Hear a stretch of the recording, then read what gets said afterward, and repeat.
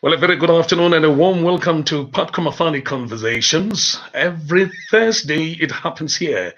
This is like episode 5 now. We had the premiere of the Eastern Cape on Patkomafani Conversations discussing the Eastern Cape and COVID-19. And we had Ace Nobo discussing football and COVID-19. Then we went to the CEO of Malusi and we were talking about education and COVID-19. Just last week, we had Sisa Ngebulana, the Chief Executive Officer of South African Tourism, and we were talking about tourism and COVID-19. Amazing stuff. And here we are this afternoon. A warm welcome to you with Dr. Sisa Ngebulana. He's the founder and executive chairman of both Billion Group and REBOSIS. And Udolo Udlangamandla, it is such an amazing honor, Dolo, for us on Patkomafani Conversations to welcome you today. Good afternoon and a warm welcome. Thank you, Patko. Very kind of you. I appreciate you inviting me to come and chat to you this afternoon. Dolo, in a densely competitive industry such as the property development one, I think the viewers would want to know, where do we trace your passion for this sector? Just take us through the early years of this amazing journey. Wow, it's a long journey. So I'll be very brief. I think, I studied as a lawyer, but I grew up in a family behind the counter in a village in a general dealer store. We had some brick fields, and I used to spend a lot of time on the brick fields making bricks. And we had guys who, the old DEBA system where we would take men from the villages into the mines through TEBA. And they would want to post money back to build for their families some homes. And they wouldn't know how much it would cost because they'll be in the mines for a year before they come back. And on the back of cigarette box or matchbox, I would calculate, how much the foundations would be, and just to create maybe a nice solid roundable or four corner, as they said back in the days, with IBR sheeting and things. So that's really, I suppose, where the passion started. I mean, I used to just do that quick and dirty, and how much would need from them to post every month, so that we can get the bricks, get everything else, because we had all the materials. And then we'll organize builders to add the labor cost, and that's really where it started. And when I did law, I had loans in my junior degree, and then when I did my senior degree, I had to pay back the loans. Standard Bank was offering me a job where I could pay back the loans, but I wanted to study a profession and become a professional. So I didn't want to just have a degree. So I was under pressure. So when I got to Natal, I then registered for estate agency exam, and I passed it, and I sold homes in Scottsville in Natal. I paid back all the student loans, and then after I bought my first car, a BMW back then, before my articles. And then I went to Cape Town when I was doing my articles, earning 600 Rand. I couldn't maintain the car, couldn't look after it. And when you do articles, you're not allowed to do anything else. So I had to park my property passion and focus on my career. And years later, after my articles, when I came to Joburg, I had some trucking business that didn't go well, and I had a crisis. I suppose we all rise through crisis in life. And that's when I started looking at spec building of homes. And I started with the first home, and I focused on high-end homes in Kalame Estate, which is closer to where I worked at Eskom in Megawatt Park. And yeah, it was one after the other. And then I had the opportunity to develop clusters in Hyde Park and Bryanston. And thereafter, I started buying CBD buildings. And, I've always been one of creating a legacy and living a life that's challenged. I don't like a life that doesn't have a challenge. So I thought, just owning property is not good enough. And that's really how I then got into retail. I first saw the sign in Mdantsane, and I thought, of all places that I can create the first shopping center would be where I first saw the sign. So I went to Mdantsane. There was an opportunity, and I acquired a plot of land.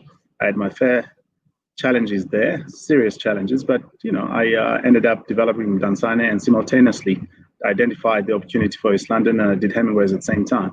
So that's how this whole thing evolved. Well, I like the fact that it's not been a smooth sailing. It's not been a journey without challenges, and we'll come back to that because that's what young people want to hear. They want to hear successful role models in South Africa, how they overcame challenges, and that makes a serious inspirational message.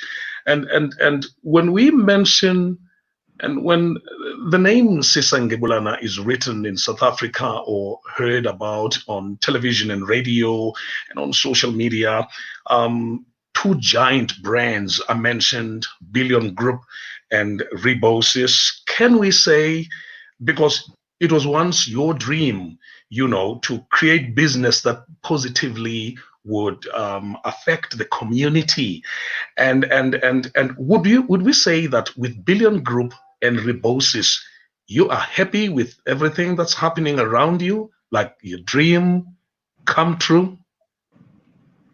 Patko, I think life is such that you don't have a crystal ball where you'll end up in life. And I suppose I've always said, you must create your own challenges in life. Otherwise, life will create challenges for you. So when I studied law, and when I finished my legal profession, and I was in a law firm, I thought, much as, you can fight for justice, you can fight for all sorts of things for your clients, but it's not something that's visibly out there that you can create a legacy out of. Something that you can impact people's lives and by creating opportunities and that sort of thing. And I grew up in a business environment, in a very, very entrepreneurial environment. And I thought that's really where my passion is. But my profession was very important to give me the background, to give me the foundation of being able to know how big business deals with these sort of things. And that's one of the reasons I joined ESCOM as legal counsel.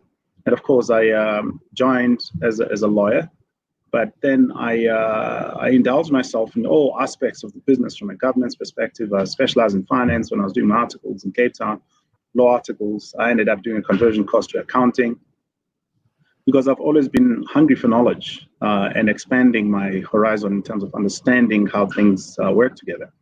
And because of that background, I specialized in finance, and Treasury was my client. I ended up joining the Treasury, as a junior trader, money markets, capital markets, while still looking after the legal aspects for them.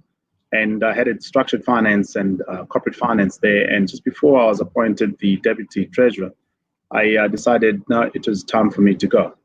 But by then, I'd expanded my knowledge in a lot of things from a corporate perspective in terms of running a business. While at the same time, I'd done a lot of spec buildings, homes, and it had come to a point where I was actually making a whole lot more money outside than employment can do for me. But the knowledge that I was gaining through employment was just priceless. So but it takes a lot. It takes, yeah. I think it takes a lot of guts to have to give your back to the senior clerk of the High Court in Cape Town, and this is what you've studied for, law all the way, and I don't know, it takes guts to have to say goodbye to what you studied for, particularly as the clerk of the High Court. Yeah, I was an attorney of the High Court, but I think, I remember back in the days, I love law, and it was absolutely incredible to have to go and stand for our clients and argue cases and that sort of thing. But I thought, is this really my lot in life? Is this where I want to land up in life? What legacy do I want to leave in my life? And how do I want to impact people's lives in my life? And unfortunately, the legal profession wasn't taking me there. And I knew that it's a good foundation. And I say to the youth today that you do need a good educational foundation. Not every entrepreneur has a good educational foundation, but it does balance your life somehow when you have that foundation. You do it at the risk of sometimes not listening to advice because you think you know better. But life humbles you, and you become wiser and listen to advice over time. But the reality is, it's a good foundation. It's an incredible foundation. I was lucky in a sense that I had a grandmother when I grew up with my grandparents. They raised me, and my grandmother used to say, of all things, we need to have a profession not just a degree, a profession. When you study a degree, whatever profession you study, where you are able to open your door and somebody needs your service, whether you're in the township, whether you're in a village, whether you're in a rural town, whether you're in a big city.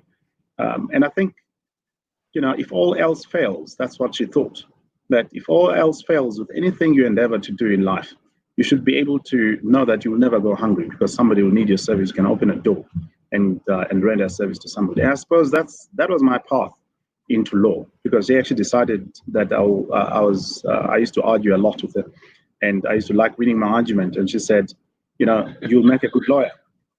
And in our days, as you know, we followed what parents' passion were and what they thought. We took their advice without questioning it. And in hindsight, for me, that was the best thing that happened to me, to be honest. And that legal background has been invaluable for me. It's been indispensable in my life. Even when I do contracts, whatever I do, that legal background just underpins the kind of knowledge and wisdom I've gained over the years. Well, you're watching Podcast Funny Conversations, and many people have joined us. I'd be bold to say from around the world. I see people having joined us from the United States of America. Fiki Gumbi Chuma, she's joined us from the USA and saying hi to Sisa. And Vitali Andina Malifikile and saying, wow, Lonwabo, come watch this. Bongiwe Mafani, my wife, says, Mandina ke nongo go paikana. Come, girl, watch. Tabisa Emithayopana, come. And those ladies are saying, we're watching and we believe in you, we're learning. And they like the part, by the way, on the comments, they like the part that says there is no success without challenges. They like that there's no life without challenges. And then Tolo, around 1999, you diversified. You've always been a person of diversifications. You also diversified into construction, building upmarket homes in Dainfen Golf Estate and other similar golf estates. How did this go? And is it still a passion that you have, construction? Yeah, I think we touched on the background. I think people do confuse construction and property development. So, a property developer is a client to a contractor. So when it comes to residential, I tend to do my own construction because in residential, the margins are not that big. If you give a job to a contractor, they take all the margins, you're left with very little. So especially building houses and things like that. So the most successful developers around the world, they do their own construction when it comes to residential developments. Then when it comes to commercial and retail and, these larger projects, then you can't be doing those yourself. You then outsource that to contractors. And all my developments, be it retail or offices, I've outsourced that to the big contractors. But yeah, I think for me, property development has been quite a passion for a long time. I think a lot of property developers globally, it's a boom and bust business. You make a lot of money, you take a bigger risk, and you go bust. And you wake up again, but it's really just that ability to rise when you fall. And I suppose there's no success without failure. Failure defines the next success in life. I think you must expect failure, especially in business. As entrepreneurs, I think a lot of entrepreneurs would resonate with this. You cannot go into business and think you can be an entrepreneur without knowing that you're going to fail many times before you succeed. And that success will not be sustained without knowing that you've learned from the lessons of your past, and I suppose it's a constant battle in life, and people sometimes look at the success side, they have no idea. Entrepreneurs, I always say, if you think marriage was a big challenge in life for a lot of people, you must just tenfold that. Business is tough. Especially I think I can relate to, days when you just don't know how you're going to pay salaries, and it's like the 25th of the month, you don't know how you're going to pay your rent, and you never even think about yourself because you're really lost in the line. Your own commitments, your bonds, your living expenses are just always lost in the queue. But that's a life of entrepreneurship. But just come back to your point. I think you asked about Billion. I think in the last I would say 20 years, we've created, I think in the Eastern Cape alone, we've created more than 12,000 permanent jobs. During construction, those jobs are more than that. And for me, that's the legacy, and that's the impact that, I live for. And sometimes, these things come at a cost. And at the end of the project, you haven't made any money. You've actually lost money. But I think it's the impact that you've made and the legacy that you've created that matters the most. Wow. Okay. Just some comments from the viewers on YouTube Live and Facebook Live. Akona Ngauzele saying, thank you, Putiza, for bringing Dr. Ngebulana on board. I have REBOSIS shares as part of my portfolio. Oh, that's amazing. And Kolekile Ngula also watching and saying and highlighting, together with Sabelo Hlanganisa, no success without failure. And Tabisa Yogona saying, ability to rise when you fall. How big is the commercial portfolio currently at REBOSIS? So, Patko, I think, when you say the commercial portfolio, the entire portfolio, that's the retail and commercial. So it's about, call it 14 billion at the moment. It's come down from about 16 billion. In fact, it's come down from about 20 billion because of the write-offs that we had to do for the UK. I think the UK environment is the toughest environment. I think we made a good investment. I think if you gave me the same metric today of the UK, 400 years of stability and certainty in terms of policy and direction, stable country, stable currency, first country to emerge out of the global crisis with real growth, 3.5% GDP growth, real wage increase of 1.8, wage growth of 1.8%, lowest inflation at 0.5. All the metrics with their low interest rates. Many other companies also went to the UK besides ourselves.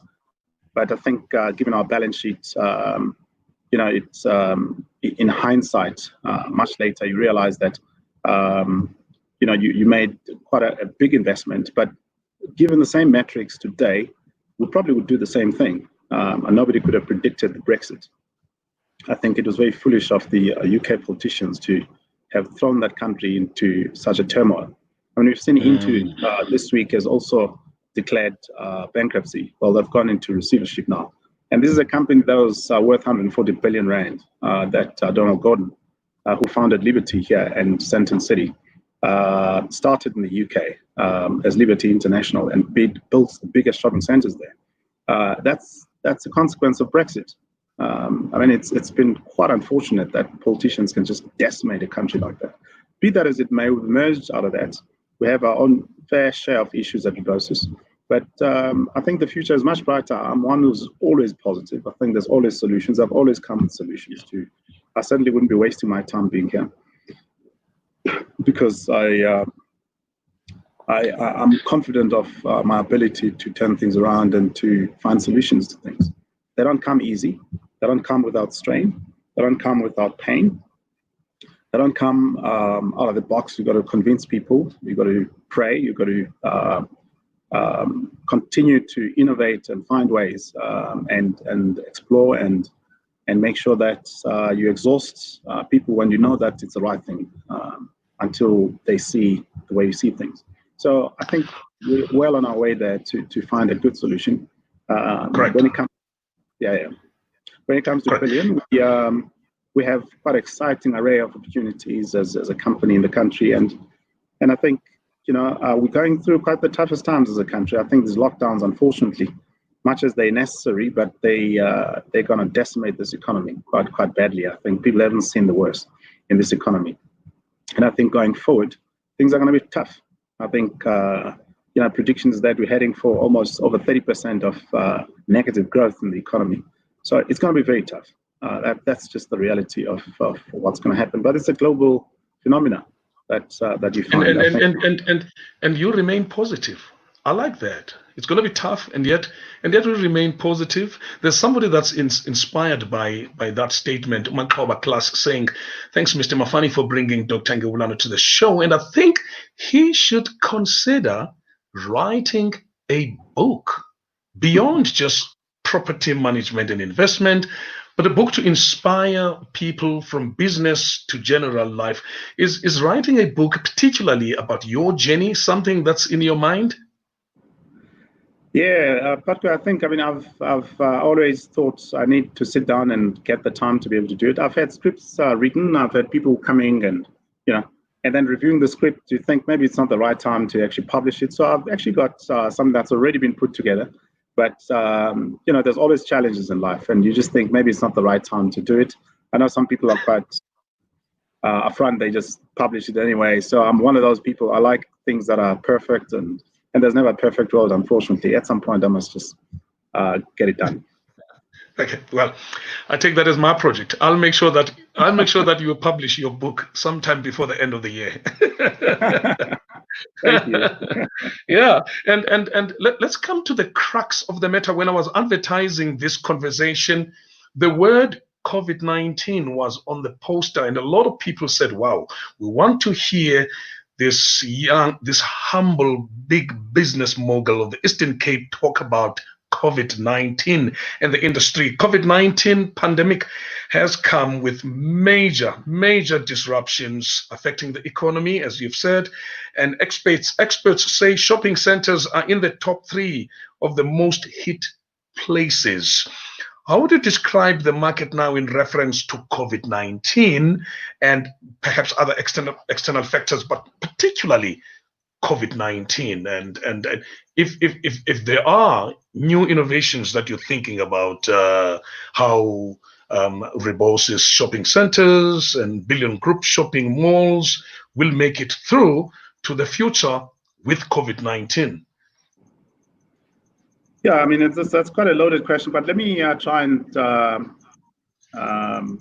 take small chunks of it. So I think reality is, in South Africa, maybe let me give you a macro picture and then I'll come to the micro environment. So at a macro level, we all know that we're already in a negative territory from a growth perspective. And we've had a currency that depreciated quite badly. So from a retail environment perspective, because you can't talk about shopping centers without talking about retail environment, right? So from a retail environment perspective, you've had this input cost, because if you take a shopping center, you have 20% being your food, grocers, or maybe between 15 and 20, and then you've got another 5% being food and beverage and that sort of thing. But you have almost 80% of the product that's being sold in a shopping center typically being fashion, white goods, appliances, and all sorts. But that's all imported stuff.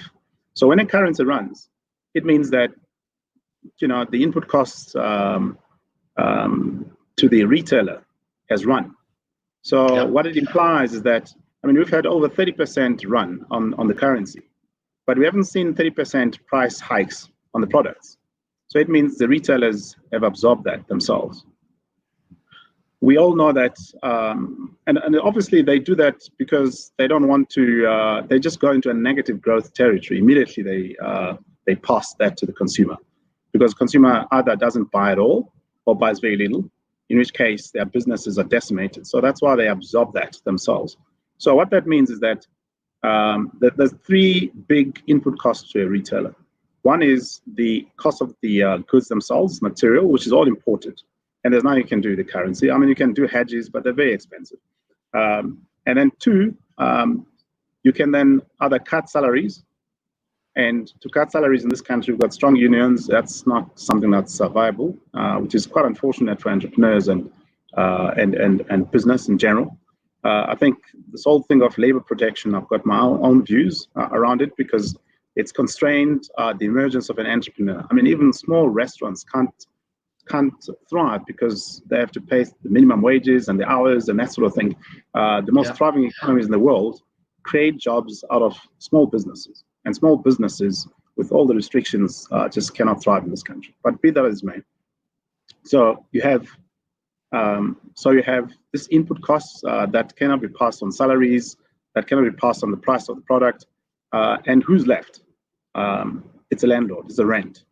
So that's where I enter from a retail perspective.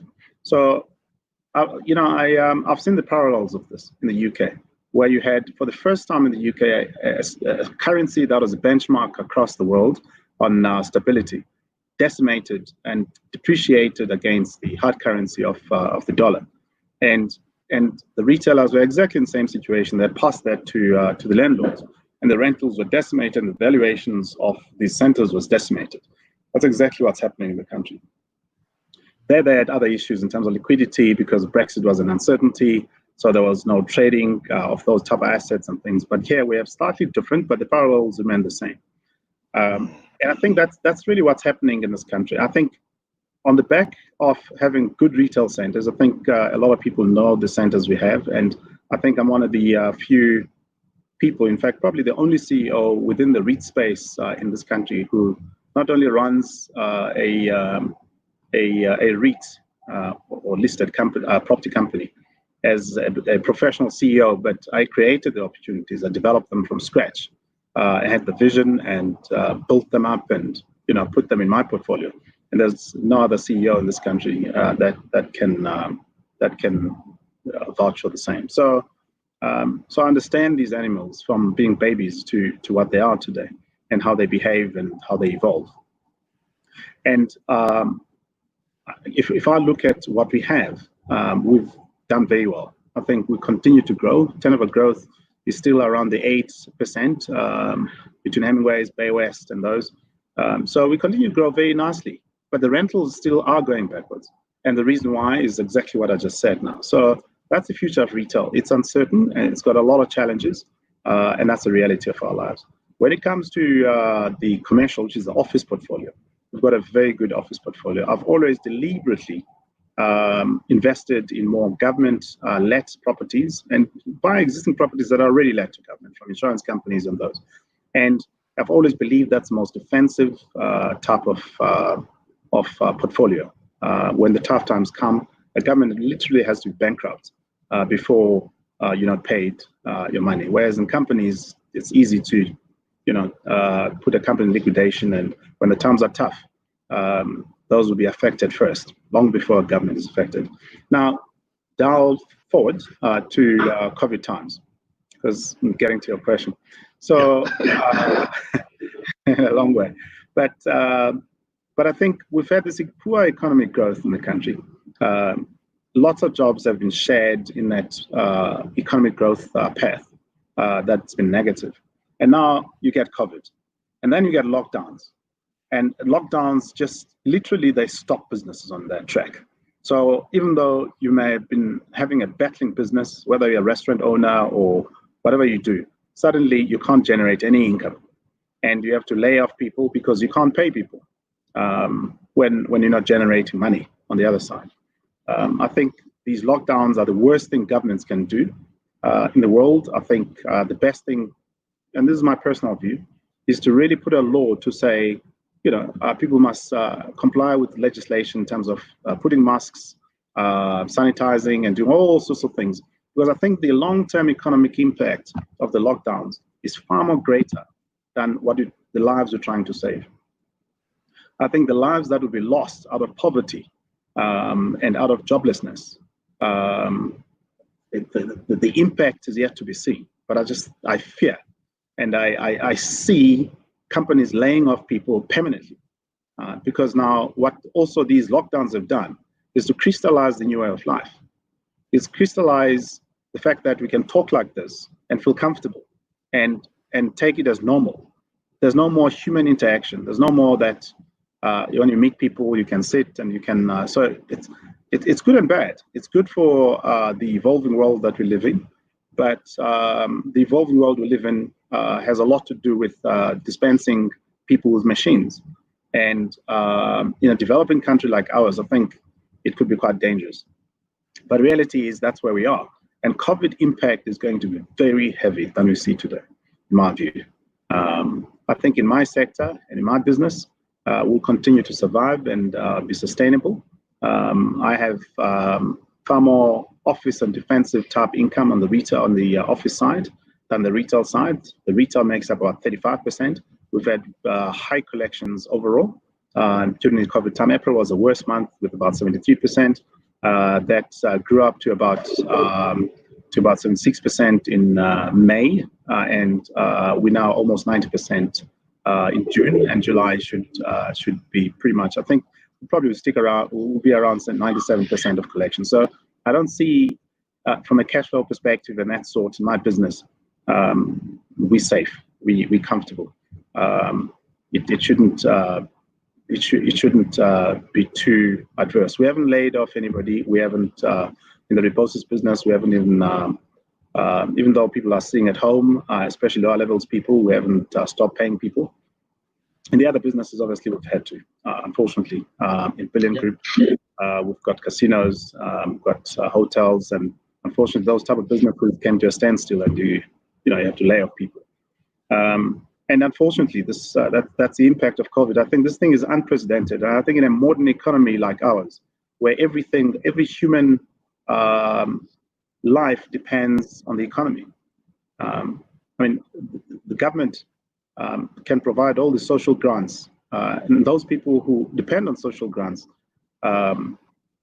require the government to have the capital to be able to pay those, and that capital comes from taxes, and 90% of taxes comes from companies.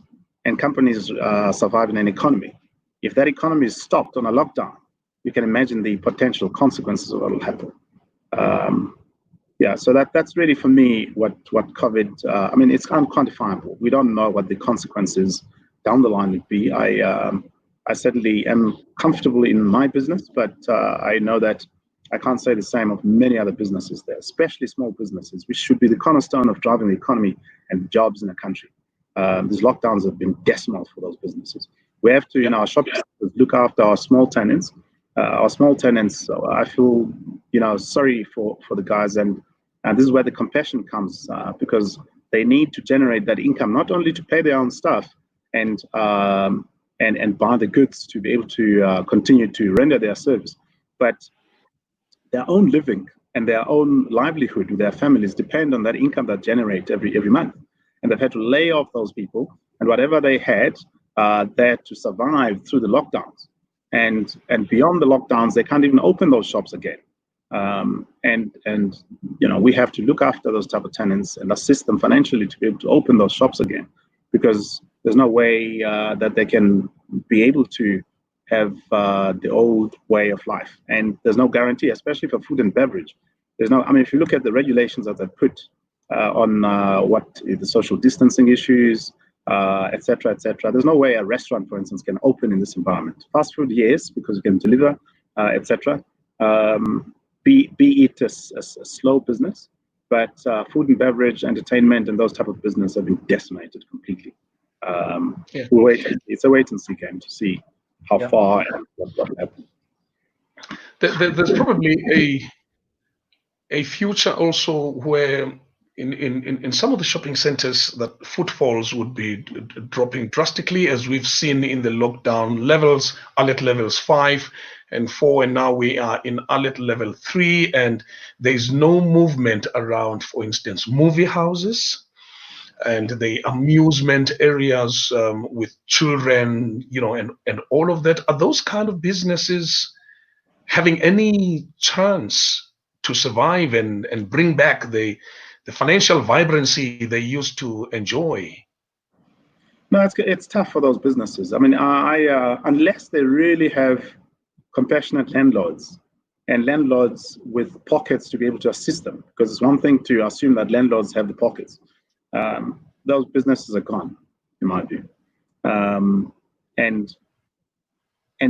when will they ever start again? I have no idea. I think even though they're allowed to trade, given the restrictions on trading, it's impossible for them to. And these are families, and I think the biggest job creators, restaurants, and those type of food and beverage businesses, they're one of the biggest job creators in this country.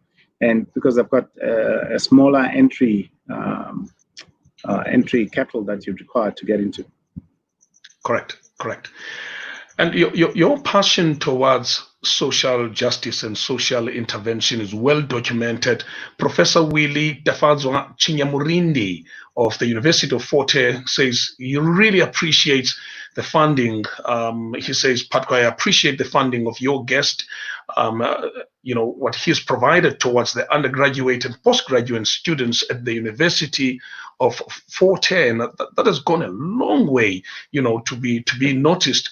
But also talking about your passion to assist, I know that REBOSIS has been partnering with the Gauteng Department of Health in rolling out testing stations close by or at some of your shopping centers, with more than 16,000 people screened at Forest Hill Shopping Center and more than 3,000 COVID-19 tests conducted at shopping at Forest Hill City. Tell us about this venture, how this came about, because the ordinary people cannot afford the 800 rand that government is asking for in hospitals and all of that to have a COVID-19 test. And what made you think about this? Because I've never heard of any other business or shopping mall that offers free COVID-19 testing. No, thanks, Parker. I think we have a responsibility in society. I think if you look at the spirit of Ubuntu and the way we're raised as Black folk in particular, we look after our families, not just your own family, but wide family that includes cousins, kids, and all sorts of distant family members. And that's our culture, all of us. So if there's one that's successful, that's a responsibility. And I think taking that at a corporate level, we have a responsibility to look after those that are in need. And I think all we did was we said there's a lot of poor folk in our area, and they fell within the hotspots of where the COVID impact would be. And I spoke to my board and I said, I think it's the right thing to do. Let's put money into this, because poor folks cannot, as you say, they cannot afford 800 rand is a lot of money for poor folks. I mean, that's a whole grant for the month, which they must buy groceries to feed maybe 7 kids that they live with. There's no way that those people will ever be able to get the proper testing and know that they are living with something that they need to attend to. And that's really what underpinned it. It's really from compassion perspective. We partnered, we got the Gauteng Health Department to partner with us. So they do the laboratory testing for us, but we provide all the equipment for testing and everything else, and nurses, etc., in our centers. So we did that. We rolled out Forest Hill, which I launched together with the MEC Masuku of Gauteng. We rolled out another one, which I didn't launch specifically, but his department and my colleagues and staff launched at Blue Street in the CBD of Pretoria. And next week we're launching, and I think Patka, you'd be a key speaker there. But we're launching one at our other shopping center in Pretoria and Sunny Side called Sunny Park. So yeah, these are really initiatives to try and help our poor folk who would never afford this sort of thing. I mean, this thing is unprecedented, and there's no finances. There's no. We've just got to all take responsibility and help. He is my guest today. His name is Dr. Sisa Ngebulana, live on Patco Mafani Conversations. We're discussing his industry and his personal passion in the industry and his personal obligations about the welfare of the poorest of the poor. Sisa Ngebulana. Questions coming through on Facebook Live and YouTube Live. Vitally Andina Mali Fikile says, you know what I've noticed about us Africans, especially South Africa, is one of the African countries that can be regarded as the first world countries in the continent, the lack of innovation in the technological and medical spectrum. My question is, how do we go about to change the consumer mentality that was instilled in us and become innovators and producers? And then I'll take another one quickly from Tabiso Njokwana saying, Patko, thanks for bringing this property giant. I wish to ask if at REBOSIS They engage small built environment professional businesses, perhaps as part of their BEE obligation. If so, what is the path to the right door to get necessary attention? And so that's those are the kind of questions that are coming live now. You want to address yourself maybe to those questions? I think thanks, Patko. I think let me start with the latter. So the latter is if you're looking for any opportunity, we're quite keen to engage. I handle those things myself, and I deploy specific people, and I make sure that they make progress in them. And one of things I'm passionate about is to really try and assist upcoming Black business in particular, because this country does need the Black folk to rise so that we can eliminate poverty and get our folk up in the economic mainstream. So happy you drop me an email directly, and I'll allocate somebody to assist with that sort of thing. We've made a lot of inroads in making sure that we have, just starting with Billion, a lot of professionals that most of projects they've come through the ranks, and now they can design shopping centers. And this is Black folk that would have never had the opportunity before. And similarly, we've got that drive within REBOSIS in terms of service providers, in the cleaning, security, and that sort of thing environment. And it's time for people to rise and put their foot forward. And one thing I always say: start small. Build your business brick by brick. And I think a lot of our folks sometimes they want the big contracts from start as a first contract, but you'll get there, and you'll get there with full appreciation of what you've gone through. It won't be easy, but I think I've always been a critic of B stakes and big companies. Not only do we legitimize the existing businesses that have clogged sector by sector in this country, not allowing small businesses to rise because they take every opportunity. What BE has done at that level, where suddenly there's Black folk who are partners to these big businesses, is that they are business people, but they're not entrepreneurs. And they haven't endured the pain of an entrepreneur trying to build a business from scratch. And it legitimizes these existing big businesses at the expense of small Black businesses that can grow, and small businesses in general that can grow the economy of this country and create jobs. Reality, the world through, small businesses create jobs, not big businesses. And unfortunately, this country, you have sector by sector, massive businesses that kind of block opportunity for small businesses and for people trying to rise, and makes it almost an impossible task for small Black businesses and Black people to rise in general. Okay, and we have a few minutes. I think we have about 10 minutes, and then we'll be wrapping it up. It's amazing how fast time flies when you're having quality time. A few weeks ago, the University of Forte announced proudly so the launch of a new scholarship which prioritizes first-year South African full-time law and accounting students at the university. And that's another of your noble interventions. Tell us about that. It made some great news a few weeks ago, your intervention at Forte. No, thanks, Patko. I think, again, for me, it's really part of what we all have a responsibility towards. There's a lot of Black kids out there who come from rural areas who never have a chance. And they've got good academics, and some have had the chance to get to university, but they can't graduate because they owe money.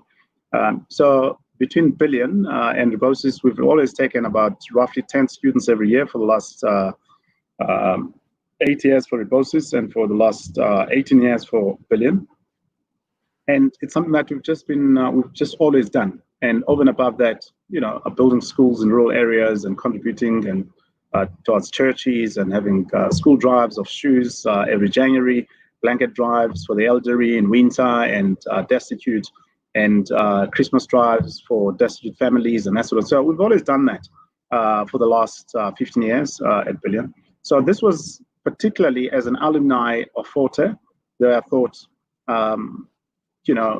something needs to be done, and I was approached by former alumni, Dr. Klaas and them, and having spent time with them, having understood their challenges, and I thought it's appropriate and it's important that I lay a hand, and that's really how it came about. And it's actually motivated and inspired me to look at many other universities that I've been part of as an alumni, that I've had association with, and we'll be rolling that out. We'll be announcing that soon. And it's really just part of giving back, and it's quite important. I think, I've always believed in the education of a child. I certainly came through that myself, having grown up in a village, that I would be where I am if it wasn't for the chance to be exposed to better education in life. And I think that's what every child deserves. Lovely, lovely. Well, comments from our viewers. Lindima Mazibuko, highly appreciate Dr. Ngebulana for giving back to his community and the surroundings. And Mandinaki saying, thanks, Pat Kondim, Lord Atazumbulisele kuye. And Smiselo Nduli saying, Putiza, I'm personally indebted to you for bringing this giant. Dr. Ngebulana, your insights in business and your commentary is so refreshing in our country and so real. And maybe please touch on the gyms within the shopping centers. They are a serious headache to us as consumers. Gyms also hit hard by the COVID-19 social distancing and everything. Gyms are in trouble as well, hey? Yeah, no, look, I mean, they fit within the entertainment space of movies, and, we've got ice rinks and things like that. And I suppose also within the food and beverage restaurants and that sort of thing. So, it's very hard for those guys. I mean, I feel sorry for those kind of industries because COVID has decimated their businesses. I mean, I don't see how if you're not allowed to trade, and you've got, surely they have loans to pay to the banks. I know that there's been all these measures that the banks have been given, but nobody seems to be getting any of those reprieves from the banks. So I don't know who they're giving it to, with all due respect. But the reality is, people somehow are battling it through, and it's tough out there. I mean, this COVID-19 is something that the world will look back and ask themselves, why are we not ready for this? Because these kind of catastrophes are things that, if with careful planning and prediction, you can actually anticipate and start planning around. I mean, if you look at the world leading economies, they've spent fortunes on defense force and all sorts of things that are being innovated, and yet biggest threat has been pandemics like this, and they were caught not ready. Nobody's been ready for this sort of thing. It's something that you ought to have been ready for, in my view. And the responses have been quite pathetic in the way we've done the best we can because we were not ready. So the response in the context of not being ready has been appropriate. But we could have had better responses had we been ready and anticipated this sort of thing to come, given all the huge budgets that the governments have and the planning that could have taken place. Because not the first time that a pandemic like this has happened. Yes, be it that it happened long, long ago. But the Ebolas have decimated the West Coast economies in Africa, for instance. And there's lessons to be learned from these sort of things. And I'm hoping that we will never be caught up in a cycle like this with pandemics like this. But yes, businesses have been quite decimated, especially gyms and those type of things. But again, opportunities like this are there for us to look and see. I mean, I remain an optimist. I'm a very positive person, and I suppose you wouldn't be an entrepreneur if you are not positive. And it takes moments like this for others to see opportunities and to rise. And I think if you remain positive, there's lots of opportunities that will come out of this. And I think one of the most positive things is the fact that if you look at what the low growth economy has done, it decimated the construction sector. So all the big guys in the construction sector have gone. But what that's done, that does is that it opens opportunities for smaller businesses to rise, more especially black businesses in this country. And if people don't take the opportunity and rise through it, it'll be too late very soon. And I think lots of bigger businesses will be decimated through this. It's going to open opportunities for smaller businesses, for people to think deep and plan on which sector and which place they want to play a role, and build a business, solid businesses out of this. And I think lots of opportunities are going to arise out of this. Well, ladies and gentlemen, here's my guest today, Dr. Sisa Ngebulana, having conversations on our Thursdays platform every week at 5. Kanyesa Jekwa saying, that's been my argument about the BEE transactions, but I've always been viewed as jealous. Thanks. This is raised by someone who really has achieved a lot in business. And that's why I put Sisa in my list of Black South African entrepreneurs. You're right there on top. Olwamu Mwazi saying, informative and inspirational. Thanks, Potpatko, for bringing Dr. Ngebulana. I just want to zoom into the property development, particularly from a Sisa Ngebulana Foundation point of view. I know that the foundation provides internship and stipends to selected students who are in a program tailored towards property development. Who's likely to benefit, from those kind of interventions, and what criteria, for selection towards property development? No, I think, look, I mean, we assist a lot of people with good ideas and willing to roll up their sleeves and work. I always prefer people who've done something that can demonstrate the progress of, because it's one thing to hear theory and you don't know if somebody can really do it. And I think, it takes not just guts and thinking of a great idea, but it takes hard work to build something, and perseverance and sacrifice. And you don't have to have achieved something great, but in a small way, if you can demonstrate that you've come this far, this is what you've done, and this is your personal philosophy in terms of how do you thrive even in the worst of times. I think, in my view, quite frankly, I think we have a golden opportunity through this crisis to take over the economy of this country. And I think we have the unique opportunity to rise and to make something of it. There will never be another opportunity, especially for Black folk in this country, to really roll up sleeves and look at what opportunities that this COVID catastrophe is presenting. I think it's presenting something that we're not awake to, we're not alive to. And I think, every opportunity always comes disguised as a crisis, in my view. That's what I've seen my whole life. Yeah, precisely.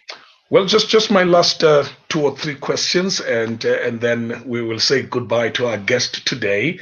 If you were to advise shoppers, particularly coming to your shopping centers during the COVID-19 alert level 3 and going forward, and share critical safety measures, probably from a shopping center point of view, welcoming and expecting shoppers on a daily basis, what would you advise them to do so that they come knowing I can go to Forest Hill, I can go to Sunny Park, I can go to Blue Street, I go to Hemingway's, I can go to Beating Gaps, I can go to Bay West, and I know the CEO told me that these are the guarantees that it's safe to go there?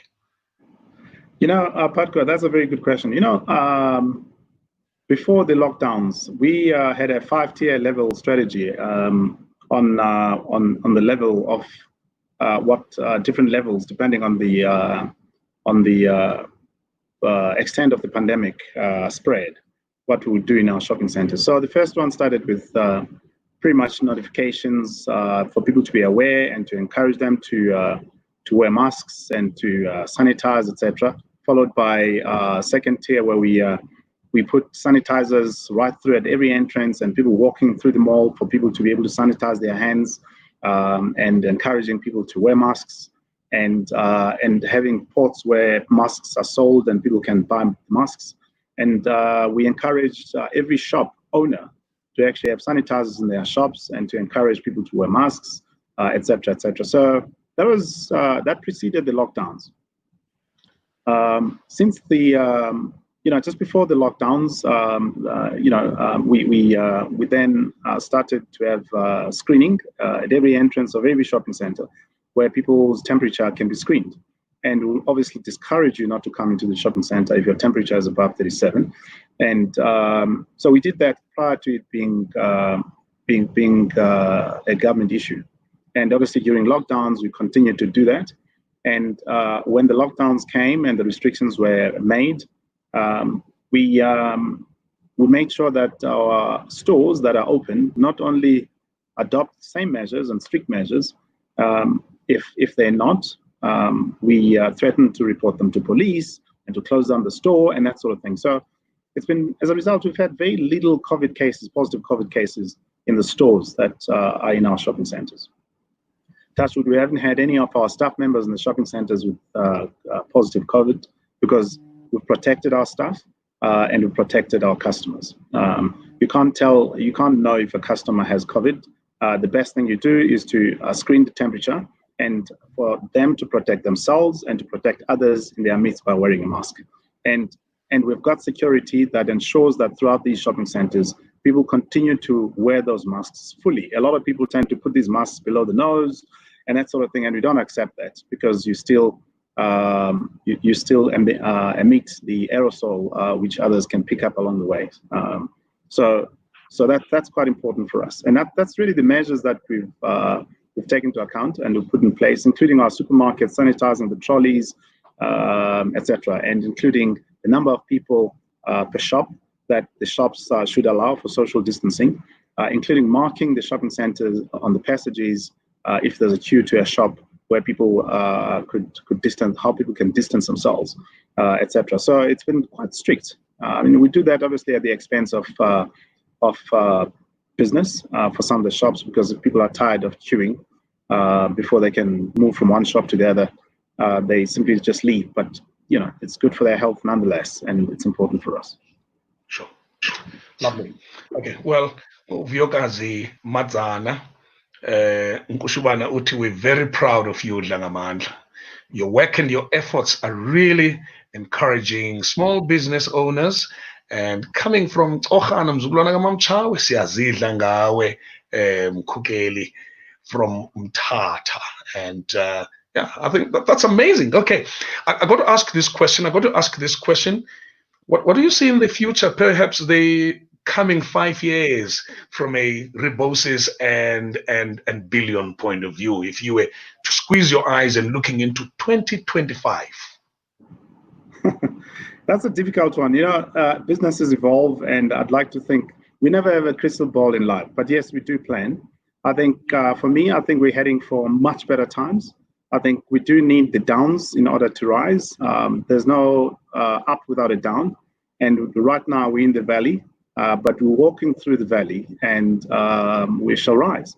And I think, people think it's all doom and gloom, but actually, this is the time for reflection, a time for planning, a time for knowing that it can only be better. We will only be better from here.